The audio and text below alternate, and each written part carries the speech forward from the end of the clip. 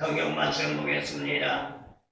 에스라서 10장 2절에서 3절 말씀 참고해서 올립니다. 2절에서 3절 엘람 자손 중 여히엘의 아들 스가냐가 에스라에게 이르되 우리가 우리 하나님께 범죄하여 이 땅 이방 여자를 취하여 아내를 삼았으나 이스라엘에게 오히려 소망이 있나니 곧 내 주의 교훈을 좇으며 우리 하나님의 명령을 떨며 준행하는 자의 군원을 쫓아 이 모든 아내와 그 도생을 다 내어 보내리로 우리 하나님과 언약을 세우고 율법대로 행할 것이라.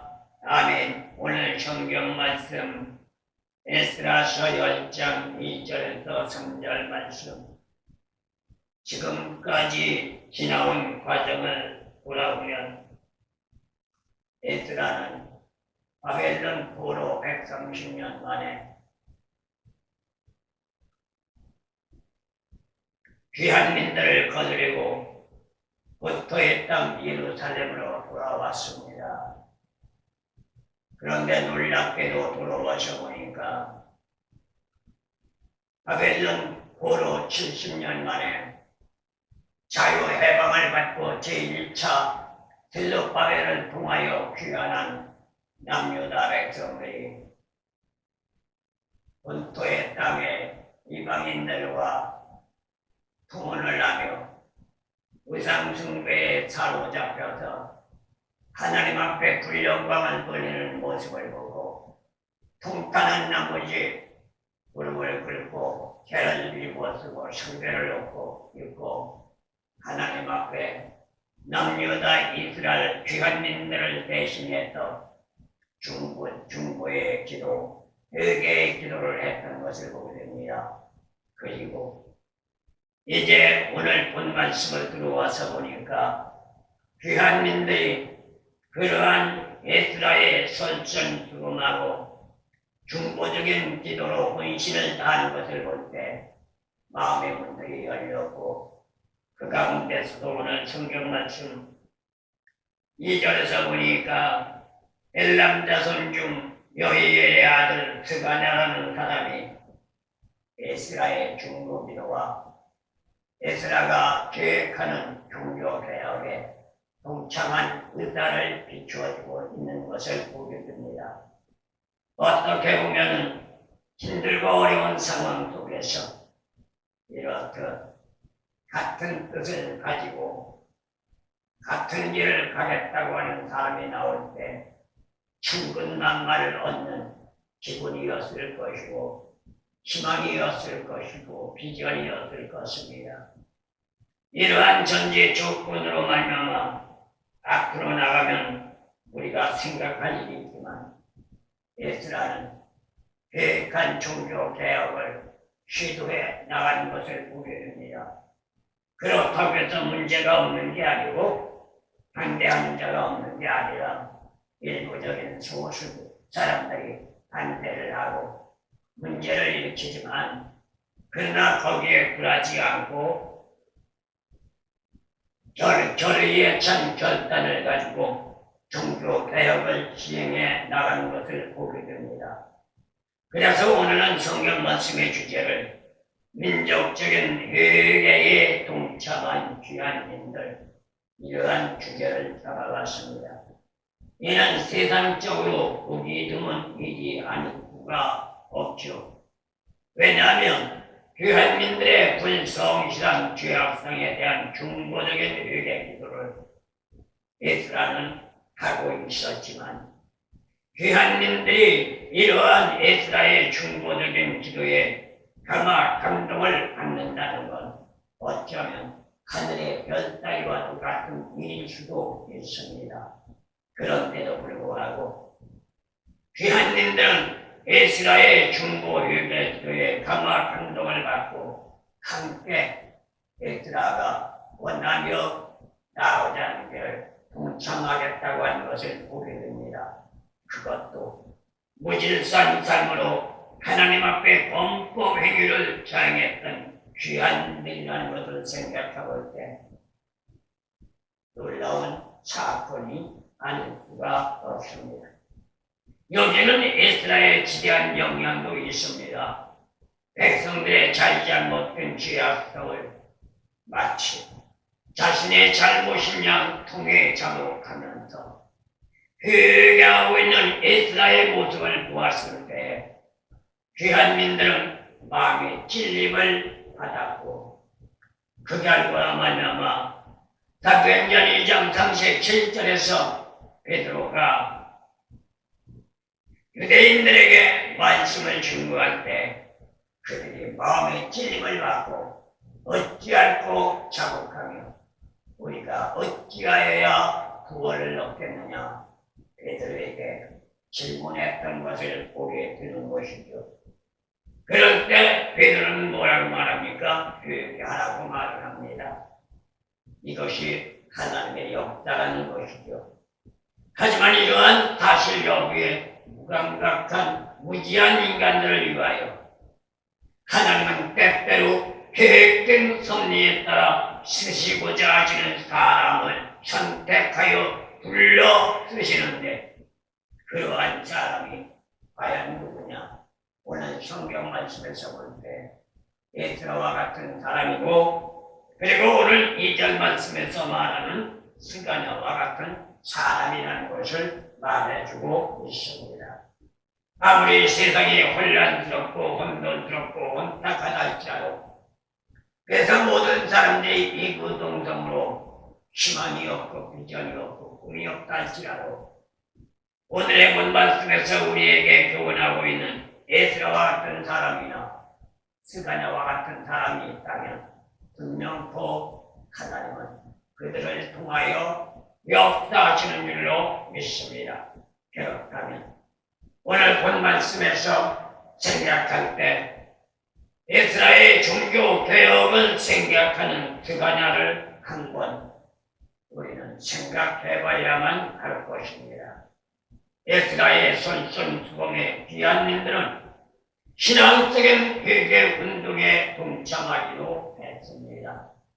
특히 그 중에 한 사람이 오늘 본 말씀 2절에서 대동되고 있는 스가랴인데 그는 현실을 분별하는 선전지명자로 당면한 상황 여건을 어떻게 해결해야 한다는 것을 알고 있는 사람이라고 말할 수 있습니다. 그것이 바로 무엇이냐? 오늘 본 말씀에서 스가랴가 말하는 것처럼 종교 개혁이라는 것이죠. 꿈에도 그리던 고토의 땅인 예루살렘으로 돌아온 귀한민들, 시간과 세월이 흘렀다고 현실적인 현상에 매료되어 70년간 자리매김했던 이방인들의 풍습을 쫓아가면서 우상 숭배에 흡수하는 삶으로 일관했던 것을 보게 됩니다. 어쩌면 이러한 오늘 성경 말씀의 배경의 역사가 오늘날 우리 현 시대에도 일어나고 있다고 해도 과언은 아닙니다. 더욱이 놀라운 사건은 오늘 본 말씀에서 볼 수 있는 배경이나 우리나라 역사적인 배경이나 너무나도 흡사하게 닮아 있다는 겁니다. 왜요? 남유다 이스라엘 백성들 바벨론 70년 포로를 벗어나서 들러바벨을 통하여 1차적으로 귀환한 백성들 예루살렘 고통의 땅에 와 자리 잡고 자리매김하며 살아온 지 70년. 그런데 그들의 삶이 과연 어때요? 세상이라는 우상숭배에 매료되었고 70년 포로 기간 동안에 자리매김했던 이방인들의 습성에 젖어서 자기들이 선민이라는 인식조차 까마득하게 잊어버리고 현실에 매료되어 있는 것이 오늘날 우리의 현실과 너무나도 흡사하단 말입니다. 왜 그럴까요? 우리나라 과거 역사를 돌아보면 일제 36년 억압의 세월에서 해방이라는 기쁨을 맞이하고 그 기쁨을 제대로 맞이하기도 전에 한국전쟁이란 6.25가 일어나 이 땅은 초토가 되어 잿더미가 되었습니다.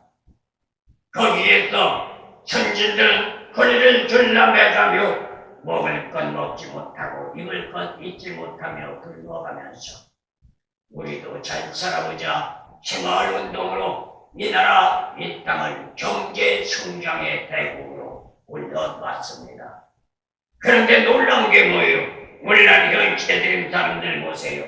그러한 과거의 어려움과 고난은 까마득하게 잊어버린 채 현실적인 세상 풍수에 매료되어 유물론이란 사고와 이데올로기란 사고에 젖어버린 채 하나님을 믿는 백성들조차도 하나님의 진리를 떠나 자기들의 생각과 자기들의 관점과 자기들의 습성에 맞는 신앙을 찾아 헤매고 있으니 하나님은 진노하고 계신단 말입니다.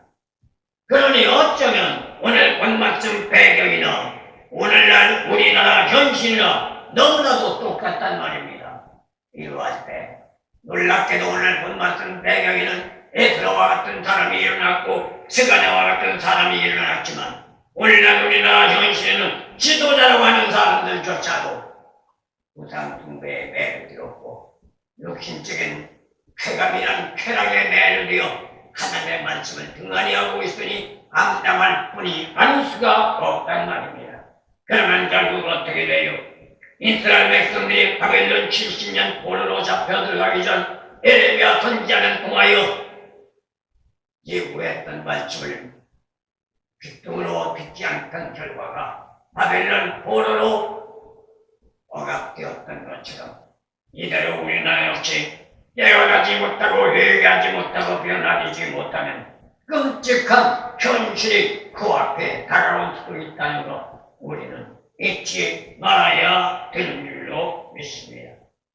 꿈에도 우리는 고토의 땅인 예루살렘에 돌아온 귀한민들 시간과 세월이 흘렀다고 현실적인 현실에 매료되어 우상 숭배에 흡수되는 삶으로 말미암아 선민으로서의 자존심을 무너뜨리는 행위가 돼버리고 말았단 말입니다. 공동체는 부패하다 못해 타락했고 급기야는 이방 영인들과 통혼까지 하는 불성실한 범법 행위가 장행하는 불상사가 벌어지면서 영적 지도자조차도 찾아볼 수 없는 암담한 어둠의 시대가 되었으니 이는 우리나라도 예의가 아닙니다.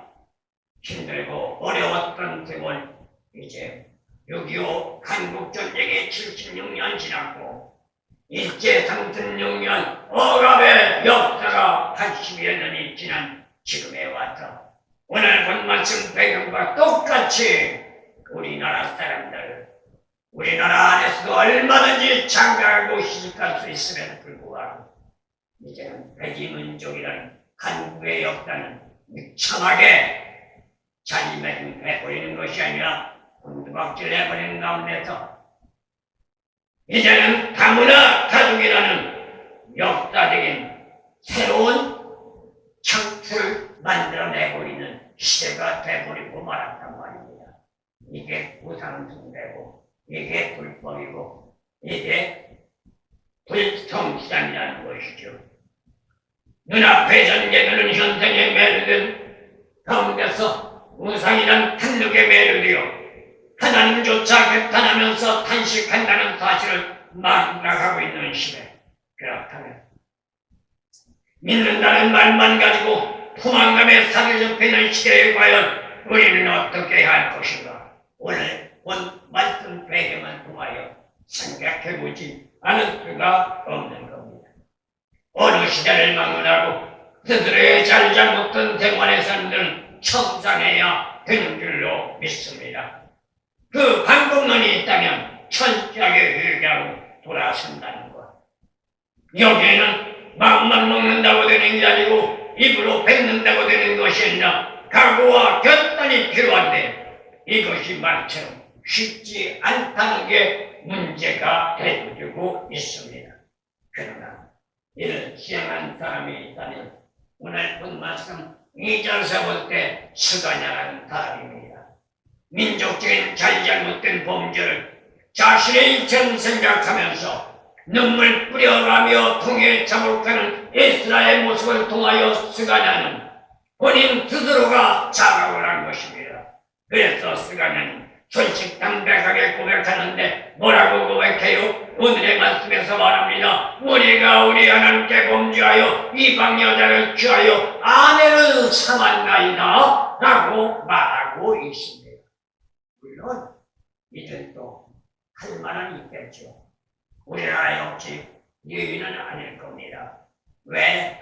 장가를 가고 싶어도 시집을 오는 여자가 없으니까. 그렇다고 대는 끊을 수 없지 않느냐. 그러니 외국 여자라도 대에다가 대를 끊어야 하고 살아가야 하지 않느냐. 이렇게 말할 것입니다. 사실 스가랴는 여인의 아들로 소개되고 있습니다. 26절에 나가서 보면 여인은 이방 여인은 귀한 자라고 말을 하는데, 그렇다면 스가랴는 어떤 사람이에요? 이방 여인은 귀한 부모를 가지고 있는 사람. 그의 아들이 아버지와는 달리 부친이 다양한 잘못된 행위를 슬퍼하면서 공동체에 미치는 일이 얼마나 큰 것인가를 절감하며 통해 자복하려고 하는 것입니다. 그래서 스가랴는 이러한 불미스러운 일들이 확산될 것을 우려한 것이죠. 때문에 스가랴는 솔직하게 잘못된 범죄적인 사실을 인정한 겁니다. 대다수는 인정하지 않아요. 정당방위로 상황 여건에 따라서 말할 겁니다. 내가 이래서 이러기 때문에 그럴 수밖에 없어서 그럼 어떡하냐, 이렇게 변명으로 일관할 겁니다. 그런데 오늘 본 말씀 스가랴는 그렇게 하지 않았습니다. 솔직하게 그거는 죄다, 그거는 잘못이다, 하나님이 싫어하는 일이라 고백하고 있습니다. 그래서 해결할 수 있는 방법은 에스라와 함께 헤쳐나가는 길밖에 없다고 생각한 것입니다. 이러한 사실 여부를 에스라에게 말하면서 자기가 에스라가 원하고 하고자 하는 일에 앞장서겠다는 것은 자신하여 요청하고 나섰던 겁니다. 여기에서 생각할 것이 있다면 사람들이 생각하는 방법이라는 것이죠. 여기에는 두 부류가 있습니다. 한 부류는 그대로 묵인하는 사람, 사실 여부를 축소하는 사람. 그것쯤이야 뭐 남들도 다 하는데, 이렇게 말하는 사람. 그런가 하면 대수롭지 않게 생각하는 사람, 그리고 또 한 부류는 사실 여부를 덮으려고 하는 사람, 변명하려고 하는 사람, 무시하려고 하는 사람. 이렇게 두 부류가 잘못된 일을 나가고 있다는 겁니다. 그러나 스가랴와 같이 문제의 상황 여부를 심각하게 생각하면서 이러면 안 된다, 이러면 안 된다 라고 생각한 나머지 그러한 전제 조건을 해결하려고 했던 사람이 바로 오늘 본 말씀 스가랴였고, 에스라라는 사실을 생각해 봅니다. 그렇다면 저와 여러분들은 이러한 상황 여건 속에서 어느 쪽을 선택할 것인가 스스로에게 질문해 보시기 바랍니다. 그리고 또 한 가지 있다면 도약의 시작은 과거를 청산하는 겁니다. 그건 그냥 해결되는 게 아닙니다. 과거를 청산하지 않으면 아무것도 해결할 수 없습니다. 그렇기 때문에 쉽지 않다는 겁니다. 그런데 대다수를 보면 양다리를 걸쳐가면서 살아가겠다는 경우가 허다한 것이 죄악성을 가지고 있는 인간들의 습성이라는 것을 말합니다. 나치가 해도 TV 뉴스를 통해서 이재명 대통령이 한 말을 생각해봤습니다. 세상에는 옳고 그른 것만 있느냐 라고 말을 한 것을 볼 때 정말로 심각한 시대로구나 라는 것을 실감하게 됐단 말입니다. 세상에 이치는 두 가지밖에 없습니다. 진리냐 비진리냐. 옳은 것이냐 옳지 않은 것이냐 기냐 아니냐 이것 두 것밖에 없습니다. 근데 오늘날 현실은 어때요? 이러한 두 가지 중간에 서가지고 중도를 지키겠다는 사람이 있잖아요. 그런 사람들은 어떤 사람이요? 이쪽에 이익이 있으면 이쪽으로 가겠고 저쪽에 이익이 있으면 저쪽으로 가겠다. 쉬운 말로 지조 없는 사람들이라는 거죠. 세상은 그렇다 할지라도 하나님 말에 예수 믿는 사람은 지조 없는 사람이 돼선 구원받을 수 없습니다. 믿음의 선물을 받을 수 없습니다. 믿음의 선물 받지 못하고 구원받지 못하니 천국은 더욱이 갈 수 없다는 사실 우리는 잊지 말아야 될 줄로 믿습니다. 지금 귀한민들은 이러한 인간적인 습성에서 벗어나 에스라의 종교개혁에 동참하면서 자신들의 잘잘못된 과거를 청산하고 새로운 삶으로 출발하겠다는 각오와 의지를 보여주고 있는 겁니다. 이것이 진정한 회개의 삶이라는 것이죠.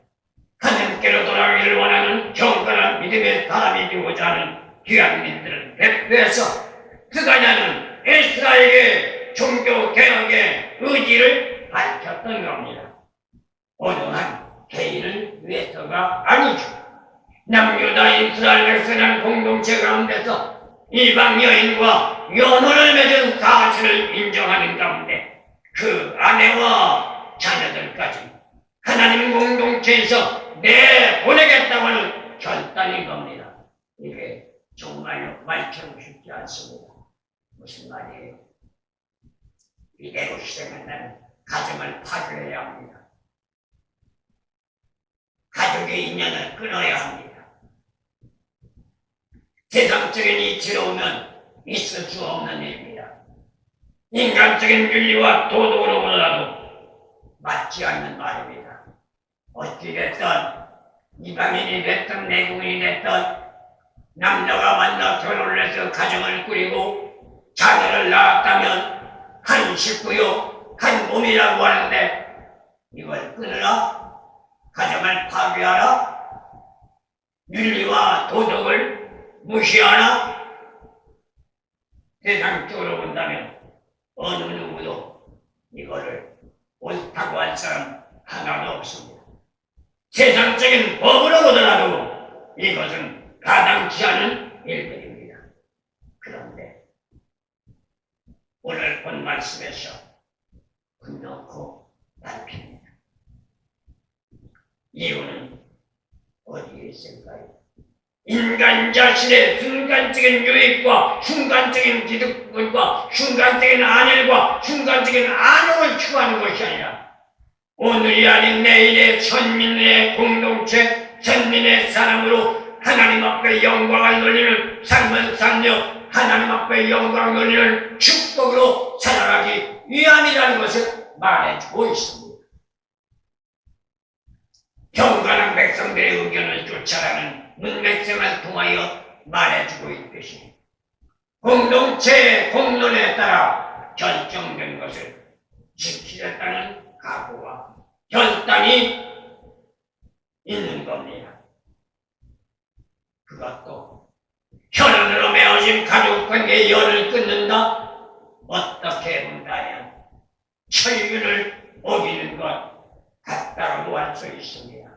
그러나 하나님의 율법에 어긋난 불법적인 잘잘못들을 자양한 것을 바로잡고 공동체가 진리 안의 삶으로 복된 미래를 열어가기 위해서는 때로는 피눈물을 먹고라도 실행해야만 한다는 겁니다.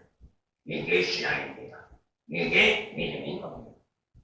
그냥 단순하게 믿는다, 교회 다닌다, 예배 드린다, 헌금 많이 한다, 그게 신앙이 아니고 그게 믿음이 아니라는 것 우리는 잊지 말아야 될 줄로 믿습니다. 선민의 근본적인 본질을 회복하기 위한 절대적인 관념, 이를 이해하지 않으면 현민이란 민족사에 소망이 없고 그렇다면 수많은 인간적인 사고로 생각할 때 말도 안 되는 일이라고 말할 수 있을지 모르지만 믿는 자로 진리 안의 삶으로 나가기를 원한다면 뼈를 깎아내는 고통을 겪는다 할지라도 이행해야만 한다는 거, 오늘 말씀을 통하여 우리에게 교훈해주고 있는 겁니다. 마지막 말씀입니다. 그렇다면 진리를 성립시키기 위해서 우리는 어떻게 해야 할 것인가? 여기에는 상상할 수 없는 파장이 일어날 수도 있습니다. 왜일까요? 불의를 자행한 결과의 대가가 얼마나 큰 것인가를 일깨워주는 교훈으로 순간적인 이해 타산과 유익만 추구하다가 결국에는 끔찍한 대가를 치러야 한다는 사실을 교훈하고 있기 때문입니다. 그러나 무지몽매한 인간들은 내일의 미래보다는 눈앞의 현상만 생각하게 돼 있습니다. 결국 한치 앞을 바라보지 못하는 결과로 피눈물을 흘려야 하는 참상을 맞이한다는 것을 교훈한 것이 오늘의 말씀의 역사인 겁니다. 그렇다면 진리에 입각한 교훈만 믿는 자는 쫓아야 합니다. 그게 설령 힘들고 어려워요. 그게 설령 때로는 분위기와 손해가 올지라도 하나님 명령만 준수해야 합니다. 진리 말씀의 그간 삶으로 나가야만 합니다. 다시 말하면 하나님의 명령인 율법에 의존하는 삶이 되어야 한다는 것입니다. 하지만 하나님 말씀에 순종한다는 것이 얼마나 힘든 것인가를 생각할 때 그것도 개혁이라는 명제 안에 가정적인 문제까지도 배제되고 있음을 말해주니 여기에는 이혼이라는 엄청난 파장까지 불러일으킬 수 있다는 것을 말합니다. 그리고 이 도리를 무시한 동에 나가기 위해서는 우상 숭배적인 오염을 척결해내지 않으면 안 되기 때문에 설령 피눈을 흘리면서라도 해야 한다는 것입니다. 뼈를 깎고 살을 도려내는 고통과 아픔이 있어도 참고 견디며 유행해야만 한다는 겁니다.